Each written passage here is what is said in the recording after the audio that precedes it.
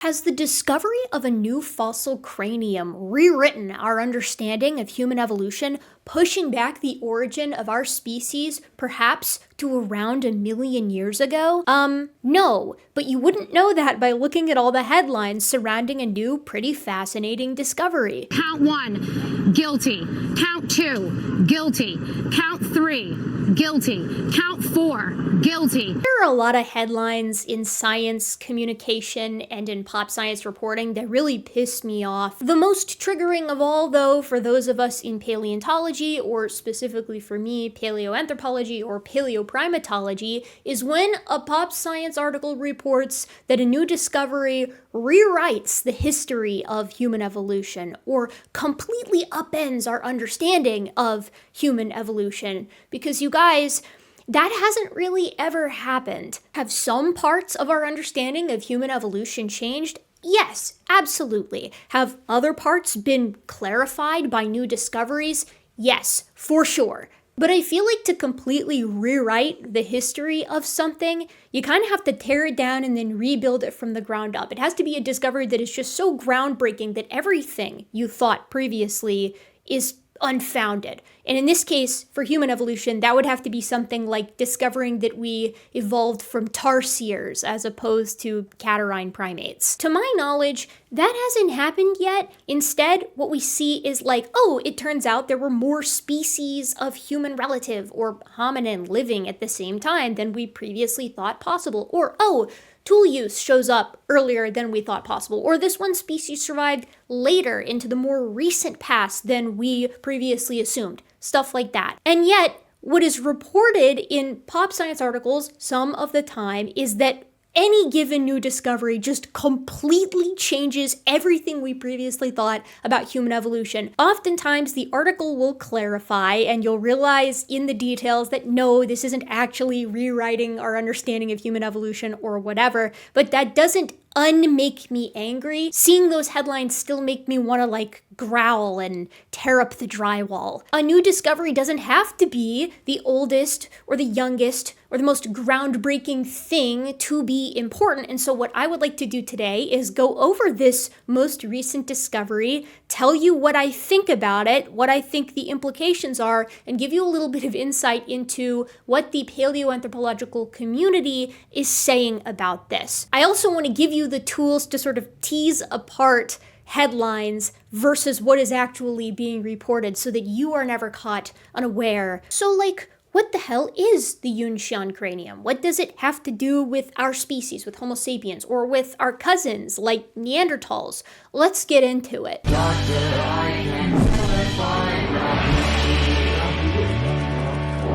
Hello and welcome, my gentle and of course very modern apes. My name is Erica. This is my channel, gutsickgibbon, where I talk about the latest discoveries regarding human evolution, and I also spend a lot of time debunking pseudoscience. You may have noticed, the keen-eyed of you, that I got a new camera. It was a very expensive one, so I hope you appreciate this improvement in audio-visual quality. Now my enemies can criticize minutia of my physical appearance, like my pore size, in addition to like how my voice sounds and stuff like that. You're welcome. It also means next time I force you guys to watch me do pull-ups or other physical activities, you can see that in high def, so enjoyers may also rejoice. I always like to start this off with a brief bit of background information, so those of you who aren't familiar with my content or with this field of science know what we're talking about a little bit. Humans are members of a family of animals called hominids. The family is called Hominidae. These are the great apes. Our closest living relatives are chimpanzees and bonobos. Those guys are called the panins, and everything that is more closely related to us than them after our split approximately 7 million years ago is called a hominin. For a lot of hominin evolution, our relatives look pretty apish. Even when they're upright, their faces and their brains and their teeth are still pretty far from what would eventually characterize us. Small teeth, small jaws, huge brains, flat faces, and so on and so forth. But by about 2 million years ago, when hominins start leaving Africa for the first time, Typically, this is proposed to be the species Homo erectus in a broad sense. This is called sensu lato within paleontology, and all this means is that Homo erectus is a single species with a whole lot of variation in it that lived for a pretty long time. This is opposed to sensu stricto, which is a much narrower definition of Homo erectus, and what that means is that what is considered Homo erectus in a broad sense, or sensu lato, if we take the sensu stricto definition instead, that's actually a ton of other different species. So Homo erectus may contain Homo erectus sensu stricto, Homo georgicus, Homo ergaster, and some additional proposed species. Basically, is Homo erectus one highly variable species or a bunch of less variable species over time? For our purposes, we'll just say Homo erectus is the first to leave Africa around 2 million years ago,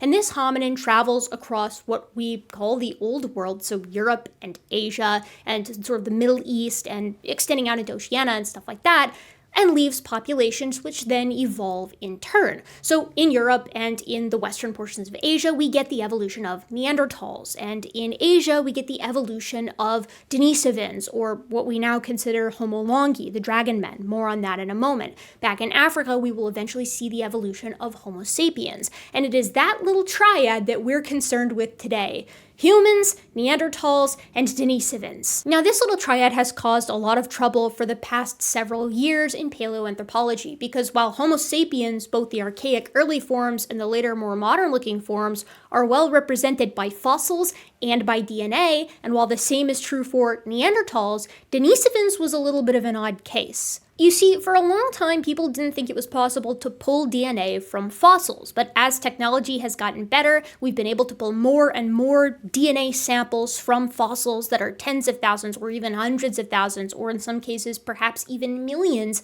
of years old, and start to get a better understanding as to what these critters were like. This was done first and foremost with Neanderthals, within hominins, when the Neanderthal genome was sequenced thanks to the work of Svante Pääbo and his team. So when a scrappy little collection of bones and teeth was discovered in a cave in Siberia, scientists thought to themselves, okay, well, cold conditions preserve DNA better. Why don't we pull some DNA, or see if we can pull some DNA from this specimen, and maybe we can find out who it belonged to. But when they pulled the DNA from this first Denisovan material, what they discovered was the DNA didn't match Homo sapiens, whose genome we had, or Neanderthals, whose genome we had. This was a completely new species of hominin, but one for which we had very little fossil material for. We had no idea what this thing looked like. As the years went on, we continued to pull ancient DNA from fossil specimens, and we fully established that Denisovans was a unique species of hominin compared to Homo sapiens and Homo neanderthalensis, so humans and Neanderthals. Denisovans is definitely something distinct, and just like humans and Neanderthals interbred with one another, Denisovans also interbred with both humans and with Neanderthals. Fascinatingly, we have a first-generation hybrid of a Neanderthal and a member of Denisovans. We have the remains in the DNA of that union's child. Also, it's worth noting that all of the DNA, or I should say the majority of the DNA that was coming from our samples of early Homo sapiens and early Neanderthals and early Denisovans, seemed to show a relationship that was, I think, a little bit surprising. It showed that Neanderthals and Denisovans were more closely related to one another than either was to Homo sapiens. We were the outgroup in this little triad. The controversy really shows up with the announcement and popularization, I should say, of a cranium that we call the Harbin cranium, or the dragon man skull, who was officially named Homo longi upon its publication in sort of detailed description. This was a new species of hominin that lived at the same time as Homo sapiens and Neanderthals and Denisovans and the other hominins that are walking around on the face of the earth at that time, including Homo floresiensis, Homo luzonensis, late surviving Homo erectus, Homo naledi, and likely many more. But the question was, of course, immediate from the paleoanthropological community. We have this Harbin cranium, and we're calling it Homo longi, and we don't have any DNA for it. Over here, we have Denisovans. We have virtually no fossil material from it, and we have DNA. Is it possible that these are the same species, that Homo longi and the Harbin cranium, that those are Denisovans, and that Denisovans and that scrappy material in the Denisovan's genome, that's actually Homo longi. It was hard to say though, because believe it or not, the fossil record for the Middle Pleistocene, which is about 700,000, 800,000 years ago to about 130,000 years ago, is actually like super rich when it comes to fossil specimens, particularly crania. We have so many crania and really skulls, so like crania and mandibles combined, from all of these pretty big-brained hominins just living across this time period, and they group in interesting ways depending on the criteria that you use. So Chris Stringer, for example, and he's one of the authors on the paper we're going to be discussing today, calls a pretty large group of those guys the East Asian Archaics. There's late surviving Homo erectus around at the same time. Obviously, Neanderthals are having these incursions into the area. Homo sapiens is eventually going to have incursions into the area. You've got Homo floresiensis, like just off the coast. There's a lot of hominins living here. A lot of them look really similar, and to make matters worse, a lot of them are interbreeding. So this question just hung for a while. Is the Harbin material and all of the stuff that usually groups with the Harbin cranium, because there are a lot of crania that are pretty similar, is that group Denisovans? And would that mean that Denisovans is actually Homo longi? The answer, it turns out, would be yes. Within the past year, scientists were able to extract ancient DNA from the lone chomper associated with the Harbin cranium, and it's Denisovan DNA. This thing belongs to Denisovans, which means, according to the ICZN rules, the name that's associated with the type specimen, which is now the Harbin cranium, the best preserved representative of Denisovans, the name associated with that sticks. So Denisovans is Homo longi. Around this same time, if memory serves, with some of the same authors, proteomics work confirmed the same thing, that the proteins from the Harbin cranium were Denisovan proteins.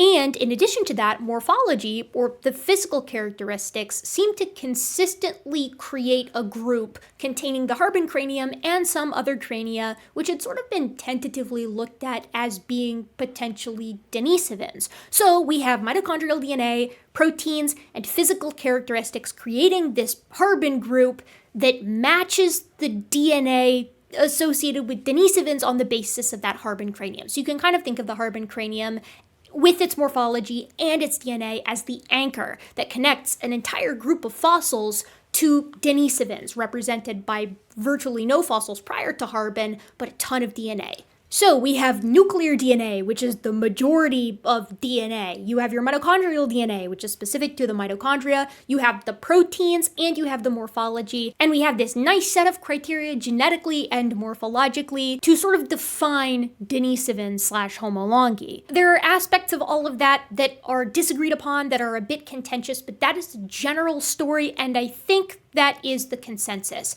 that Homo longi is Denisovans and vice versa, and that they are represented fossil-wise by the Harbin cranium and what typically groups with it, and of course the genetic material from Denisova Cave and from several other locations, as well as the material from Harbin itself. Cool! What's the problem? And what on earth does it have to do with humans being 1,000,000 years old as a species? Well, an irritating little detail of all of those studies using various genetic methods and morphology to establish the Harbin group and to call it Homo longi, the contentious part of that is that even though they all agreed that there is this group that exists and unites all of these specimens, they disagreed on how that group was related to other hominin groups, on how Homo longi/Denisovans was related to Homo sapiens and to Neanderthals, or Homo neanderthalensis. Pretty consistently, nuclear DNA and proteomics have spit out the regular old conventional phylogeny, which is that humans are the outgroup to the dyad of Homo neanderthalensis and Denisovans/longi. Those two guys are sister taxa, we are the outgroup. On the basis of mitochondrial DNA, though, however, we have returned that Homo sapiens and Homo neanderthalensis are sister taxa, and Homo longi/Denisovans is the outgroup. And on the basis of morphology, we have Denisovans and Homo sapiens as the dyad with Homo neanderthalensis as the outgroup. So what the hell is happening here? How do we square these with one another? Now, I said this in my previous video on this subject covering the Harbin cranium DNA stuff, and I'll say it again here. For my money, and I say this as a comparative morphologist, I'm going to prioritize the genetics, and I'm going to prioritize the glut of the genetics, which is going to be that original classic phylogeny. That's what the bulk of the data point to, with Neanderthals and Denisovans/Longi as the sister pair with Homo sapiens as an outgroup. The largest detractor when it comes to that phylogeny comes from the morphology, initially in that paper that we touched on, which was already published by Chris Stringer and his Chinese colleagues, and I very briefly touched on a preprint that seemed to sort of double down on that morphology idea by the same authors. Well, that preprint has come out. The paper itself is titled "The Phylogenetic Position of the Yunxian Cranium Elucidates the Origin of Homo longi and the Denisovans," and it's by Feng and colleagues, and we have Chris Stringer, who is also an author on the paper, as well as Ni, who is the final author on the paper. We remember these guys from discussing the previous paper that many of them were on, which argued a similar concept, but with a smaller data set. Here's the thing, though. This newest analysis in this newest paper includes a cranium which was previously not included in many comparative morphology analyses because it is just hideously deformed. This cranium, the Yunxian cranium 2, has been digitally reconstructed, and so it can actually be used in these comparative analyses and assessed alongside similar crania. And it has some interesting implications, in part because Yunxian 2 is very old. It's about 1 million years old, actually. And it's got a mix of human and Denisovan characteristics, not Denisovan and Neanderthalensis characteristics. This is pointing specifically back again to that idea proposed by these authors previously that Denisovans or Homo longi and Homo sapiens are the sister groups, with Neanderthals being the outgroup.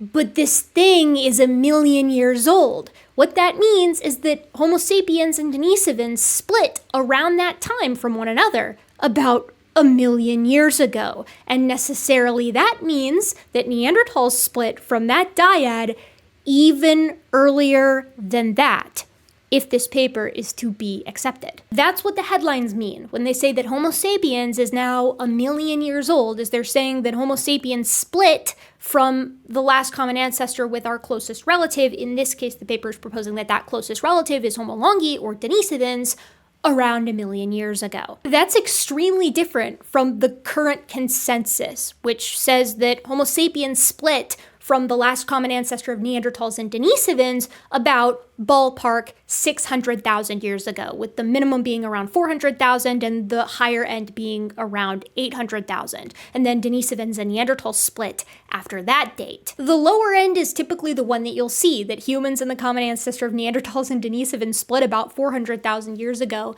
And if that's the case, then this new paper is suggesting a greater than doubling of the age of Homo sapiens, cladistically speaking, going from 400,000 years ago to about 1 million years ago. And here's the cherry on top of this controversy sundae. It's proposing that cladistically then, the origin of Homo sapiens occurred not in Africa, but in Asia. Because if this Yunxian cranium is near the base, it's near that split of Denisovan/Homo longi and Homo sapiens, and this thing lived in China, then parsimony-wise, Homo sapiens and Denisovans/Longi both originate also in China. I don't know about that one. Let's let's take a look at the abstract and look at a little bit of the paper before I tell you why I whistled and said that that was a lot and kind of a hard pill to swallow and sort of behaved skeptically towards it. So again, here's our paper. We'll scroll down to the abstract as we always begin. Diverse forms of Homo coexisted during the Middle Pleistocene. Whether these fossil humans represent different species or clades is debated. The 1 million year old Yunxian fossil 2 from China is important for understanding the cladogenesis of Homo and the origin of Homo sapiens. In this study, we restored and reconstructed the distorted Yunxian 2 cranium using recently introduced technology. The results show that this cranium displays mosaic, primitive, and derived features. This means primitive and more modern features. Morphometric and phylogenetic analyses suggest that it is an early member of the Asian Homo longi clade, which includes the Denisovans and is the main part of the sister group to the Homo sapiens clade.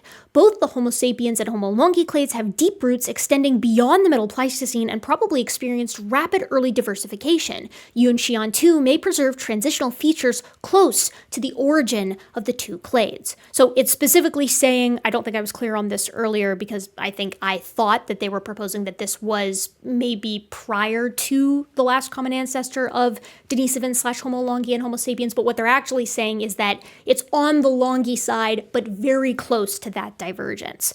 Now, this paper is really cool in a lot of ways. There are a lot of things to like about it. Like any time paleoanthropologists are doing a reconstruction, I'm always blown away. That's badass. And the reason I say that is because this is not an easy thing to do.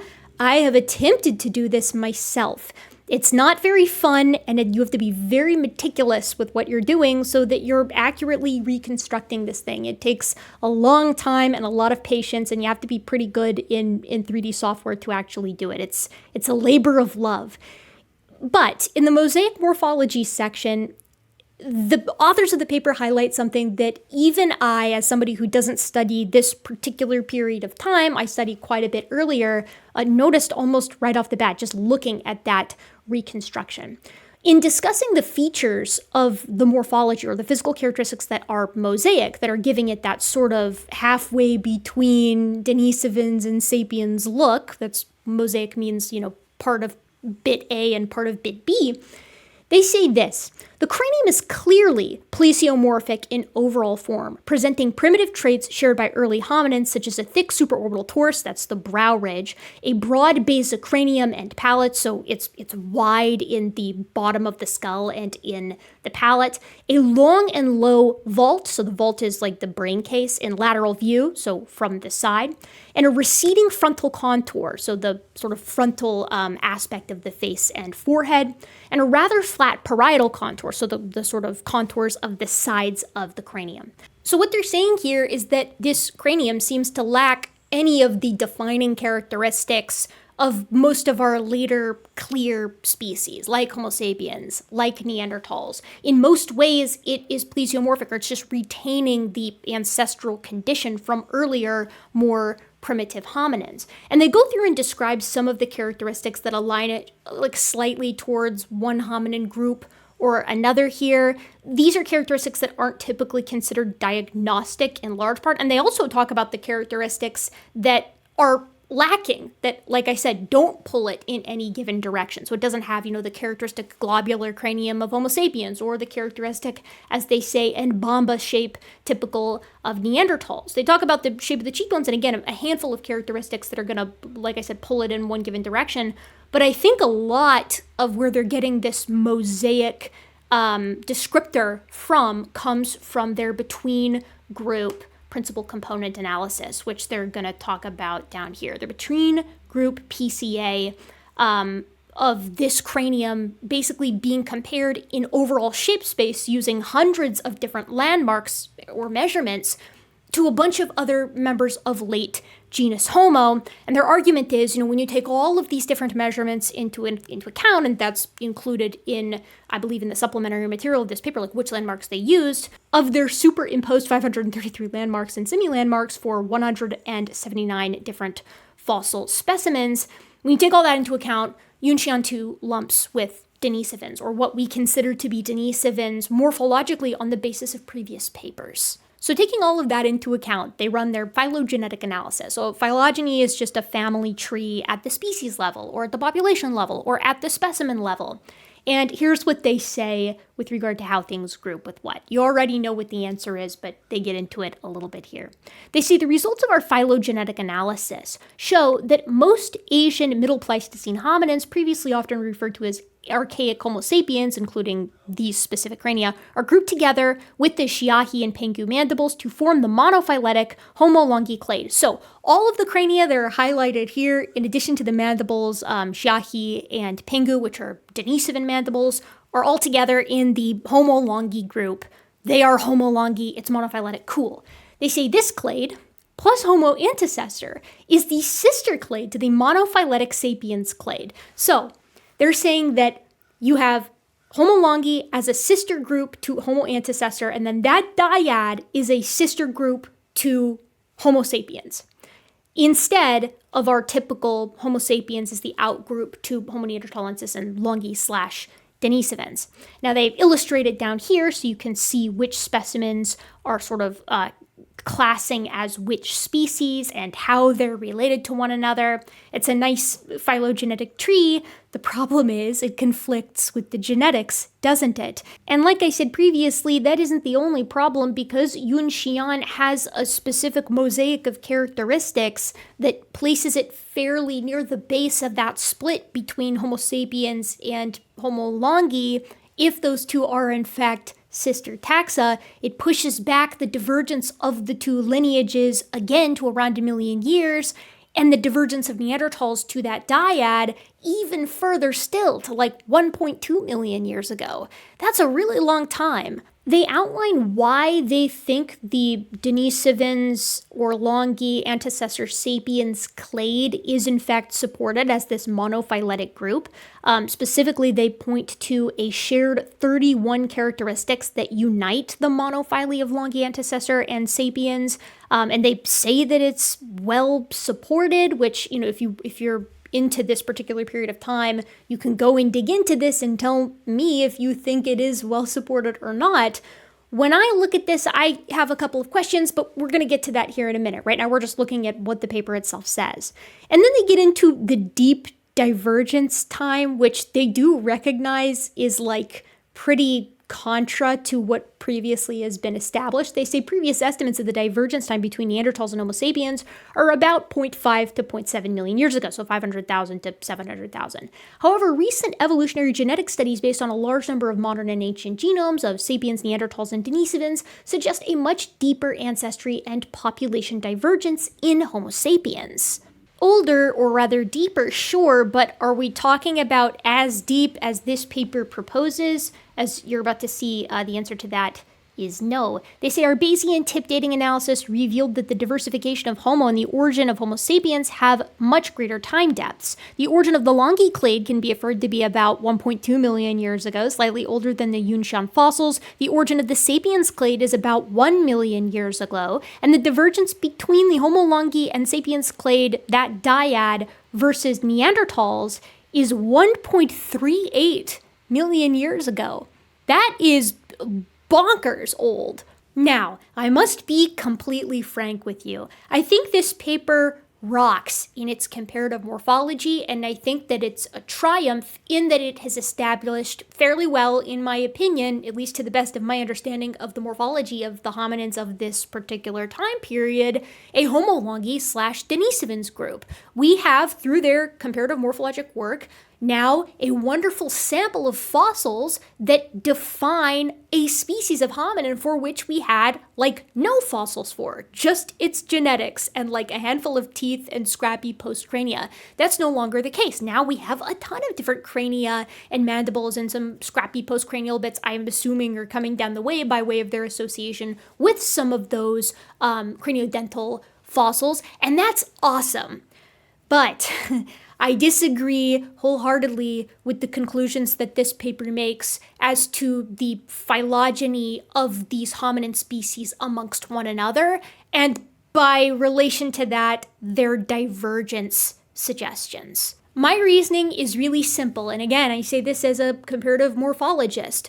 I don't think that you can ever make the case that we should use morphology as a means by which to establish these phylogenetic relationships when we have the genomes available. And this is because, as absolutely wonderful as comparative morphology is, it can lead us astray. Now, 9 times out of 10, probably more than that, you're going to get the right answer using comparative morphology. You're going to get the same phylogeny, or at least the same general phylogeny as you would get from genetics, right? If you do this with different species of old world monkey, or different species of dog, or different species of cat, or different species of fish, whatever, you're going to do pretty well with comparative morphology. But there are times when it doesn't work.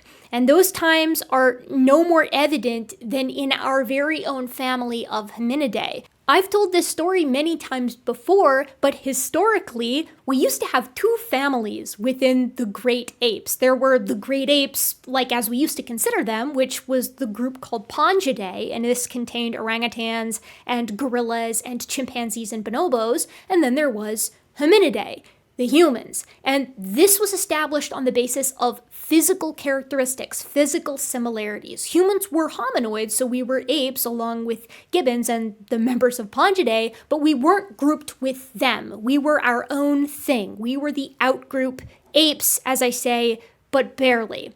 And this is until genetics came along. Once the advent of comparative genomics became a field and we started sequencing the genomes of animals, including ourselves, it quickly became clear, as hinted at from earlier studies, but this was in just breathtaking detail, that humans were nested within Pongidae, right? So we were great apes. We were actually more closely related to chimpanzees than we were to any other ape, and chimpanzees were more closely related to us than they were to any other ape. So Pongidae got booted, and all of the great apes fell into a single family, our old family name, Hominidae. Meaning, if you take the skeleton or the cranium of a gorilla, a chimpanzee, and a human, and you ask physically who's more similar to who, on the basis of the sum of their morphologic characteristics, you're going to get a family tree that has humans as the outgroup to the dyad of gorillas and chimps.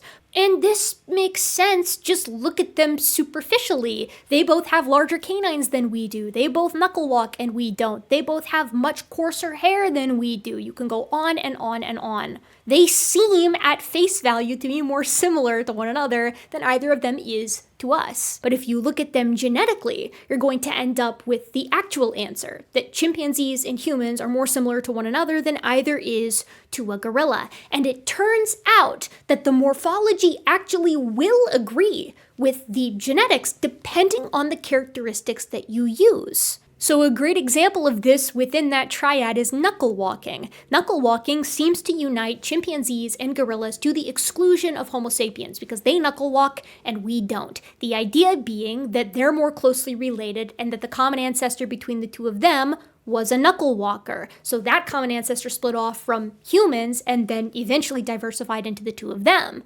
The problem is, chimpanzees and gorillas, as we've come to discover, knuckle walk in different ways, suggesting that they independently evolved that knuckle walking, no longer necessitating a common ancestor who was a knuckle walker. So that's problem 1 that I have with the contentious aspects of this paper, with that deep divergence and the relationship of the species to one another, is that genetics and morphology do not always agree, at least not when morphology is sort of in sum. Number 2 is going to be homoplasy, or the possibility of homoplasy. That's convergent evolution. A lot of the characteristics that seem to unite the Yunxian cranium with the other members of Denisovans, or proposed members of Denisovans, have to do with the size and contour or shape of that brain case. I'm thinking to myself, how plastic is that characteristic? Could that brain case size and shape evolve convergently? Like, is it necessarily indicative of common ancestry? Is it enough to group the Yunxian cranium with these other members of Homolongi or Denisovans?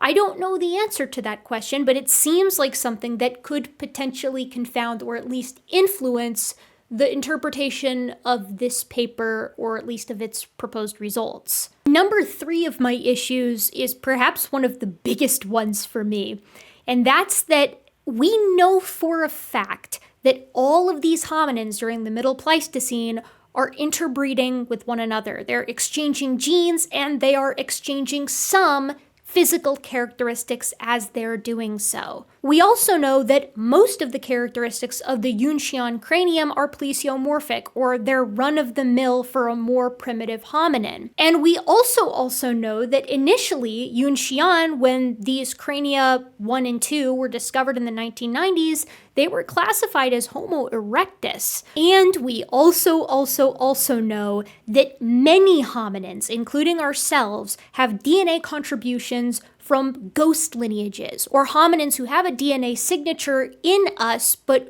for who we do not yet have any fossil material at all. And we know that these ghost lineages, plural, because there were several of them in Asia and evidently in Europe and in Africa too, who were contributing DNA to not just Homo sapiens, but also Neanderthals and Denisovans, and also the common ancestor of Neanderthals and Denisovans. And again, we don't know who these ghost hominins were. It's possible that these archaic ghost lineage contributions to us and Neanderthals and Denisovans, that's just the DNA for late surviving Homo erectus, for whom we have tons of fossils but no DNA. Or maybe it's Homo naledi, goodness, or Homo luzonensis, or Homo floresiensis, or it could be a ghost hominin for which we have 0 fossils for yet, or maybe never will, because not every species leaves fossils behind. However, we know in the case of many of these ghost hominins that they were pretty primitive because the signatures that they have are like archaic or super archaic. So allow me to lay out a hypothetical for you. Suppose this hominin encounters a member of the species that the common ancestor of Neanderthals and Denisovans belong to,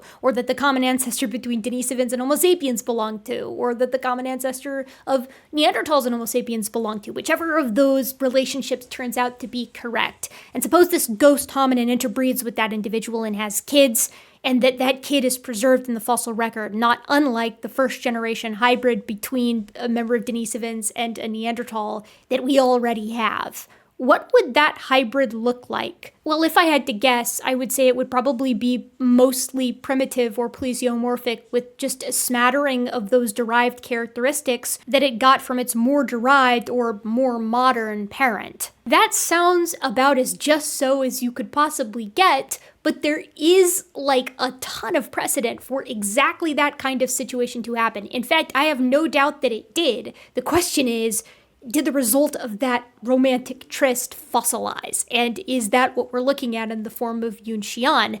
Maybe. What do I know? The results of this paper, that is to say, the dyad of sapiens and Denisovans, and also ancestor, I guess, as well as that deep divergence, depends a lot on the characteristics that were picked for their comparative morphology, as well as their method of Bayesian tip dating, as well as the reconstruction of the Yunxian cranium. It depends on Yunxian being a true distinct species. It depends on there having been no homoplasy. It depends on interbreeding not having played a role in the characteristics that are expressed in each of these fossils. But here's the thing. At the end of the day, all of that could be accounted for. It could be checked off. And to be clear, it hasn't been. I don't even know how you would in some cases, but it hasn't been. Let's just say it were, though. You're still looking at a comparative morphology paper suggesting one thing versus more than one comparative genomics papers, or looking at mitochondrial DNA or looking at proteomics,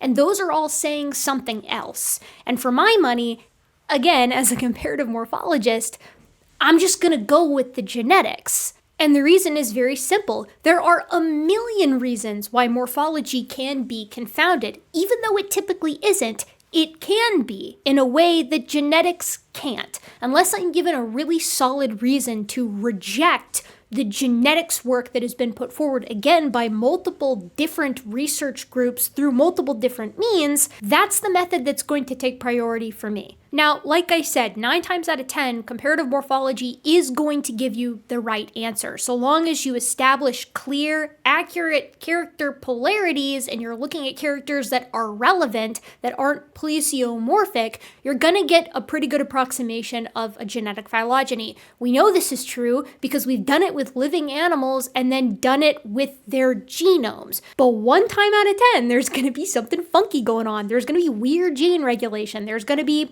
homoplasy, there's going to be interbreeding, and it's going to confound those results. And I think the comparative morphology team, Feng and Stringer and colleagues, have their work cut out for them because genetics doesn't just stop with the aDNA stuff. The more recent genetics, doing the 1,000 Genomes Project with contemporaneous modern day living people to create a nice profile of human diversity, causes more issues because we know for a fact that the member of Homo sapiens that is the common ancestor of all living humans, right, where all living humans can trace our ancestry back to a single population of Homo sapiens, that population lived in Africa. The fossil record supports this in the form of the Jebel Irhoud stuff and the Omo stuff and other stuff, and we also see this reflected in the genetics, where things like genetic diversity are higher in sub-Saharan Africa than they are in the rest of the world put together, and homozygosity is higher outside of Africa